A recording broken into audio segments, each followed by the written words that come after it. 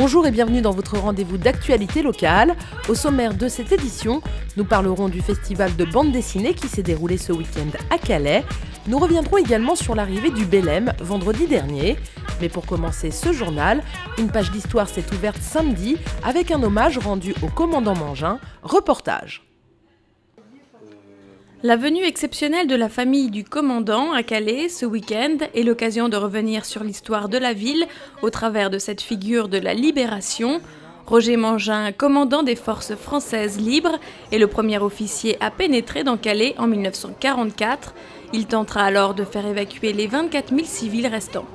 Nous sommes en septembre 1944. Calais est en état de siège depuis 3 semaines et les Canadiens sont aux portes de Calais. Et les Allemands refusent de se rendre. Donc le commandant Mangin va s'adresser à la population calaisienne pour leur demander d'évacuer au plus vite la ville afin d'éviter un carnage, puisqu'il y a encore 24 000 Calaisiens à ce moment-là. Et les Canadiens menacent donc de raser la ville en cas de non-reddition allemande. Ce commandant connaîtra une fin tragique pour un destin héroïque et en 1964, une stèle sur les lieux de l'accident, inaugurée par Pompidou, alors Premier ministre, lui rend enfin hommage. Il était aux côtés de Jacques Vendroux et hélas, il va réussir à obtenir la reddition allemande, mais ça ne va pas empêcher un premier bombardement canadien.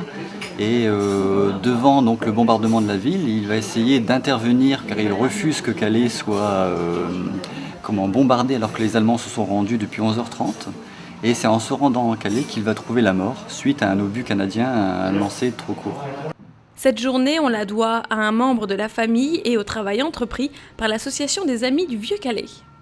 Sur des photos que j'avais au musée de la guerre, vu qu'on a eu un don de Robert Chaussois, j'ai pioché dedans, et puis dans les écrits aussi de Robert Chaussois, ce qui m'a permis de retrouver le tout.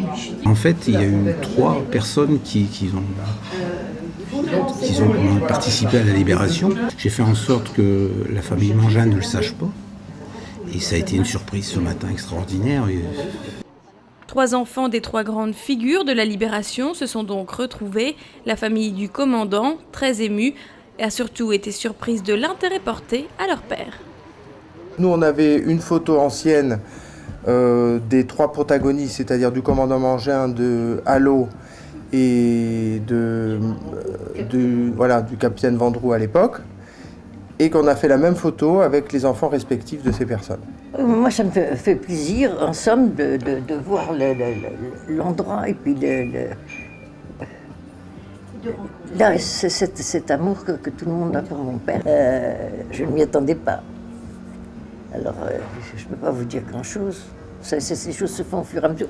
On se retrouve, y compris même mon cousin.